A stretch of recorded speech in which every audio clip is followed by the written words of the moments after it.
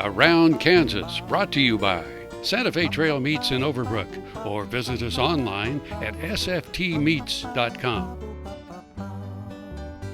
And we're back. Now, you know, we've talked about every now and then that I'm with WREN, renradio.net, which plays the oldies of the 50s, 60s, and early 70s.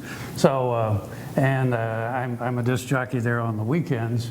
And the thing is what we have found out when we've been doing this show is that there is a lot of talent from Kansas that is either a performer or a composer. And the thing is, well, big deal, every state has that. But think about this.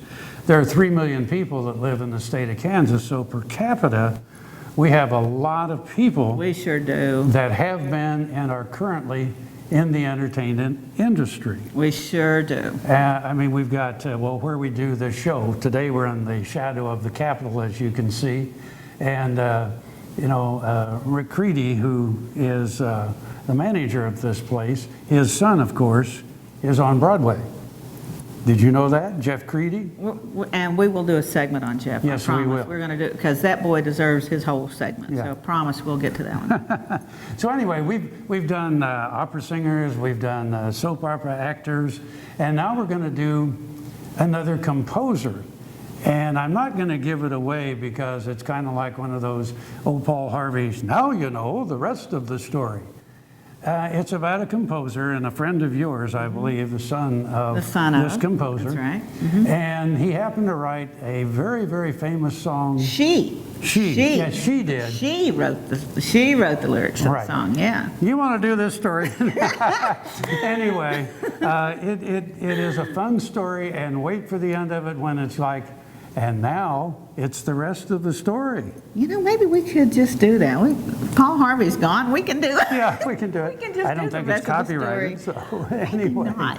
But everything we do is like the rest of the story. You know, Yeah. It's like there's so many cool connections. I was just over at the Kansas Humanities Council talking with Merle Riedel over there, and we were talking about, you know, they fund a lot of really cool things all over the state, and you know, just.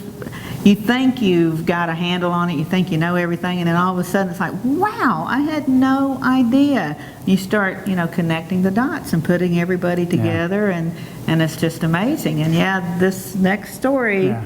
Now, I will kind of give you a hint.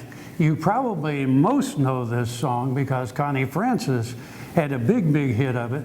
It's called My Happiness. Take a look.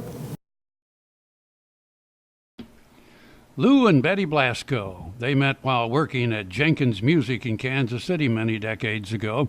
At that time, Jenkins was a Midwestern dynasty with stores in 5 states and a thriving music publishing arm. Lou was also a musician who performed in the famed Coon Sanders Nighthawks, an early Kansas City jazz band. He had an eye for talent, too, and it was Lou who convinced Decca Records to sign 2 unknown artists, Count Basie and the Andrews Sisters. After Lou and Betty married, they decided to start their own publishing business. One of Lou's properties was a melody written by a local band leader years earlier, and in 1947, he asked his wife to pen some lyrics to go along with the tune. The talented singer and songwriter did just that, and Lou recorded a duo performing the song later that year. On the flip side was a forgettable novelty song, which the recording label was pushing. Thankfully, a disc jockey in Pittsburgh, Pennsylvania, flipped the record over and played My Happiness. It spent 15 weeks in the top 10 and was named the Song of the Year by Cashbox magazine in 1948. It also demonstrated that an independent record label could find success in a business dominated by big labels like RCA and Capitol. Lou and Betty built their dream home in the new suburb of Leawood with the royalties from that song. But the story was far from over. On July 18, 1953, an 18-year-old truck driver paid about $4 to make a demo record at the Memphis Recording Service. He chose his mother's favorite song, My Happiness. How I long to be with you, my happiness. that time, the young Elvis Presley was a few years from immortality, and the Blascos had no way of knowing that their song would launch one of the most incredible careers in music. Sadly, Lou passed away from cancer in 1954 before seeing the success of Elvis or Connie Francis or any other number of artists who covered the song. In time, My Happiness would be recorded by Bing Crosby, Jim Reeves, Fats Domino, Frank Sinatra, Chris Isaak, and many, many more.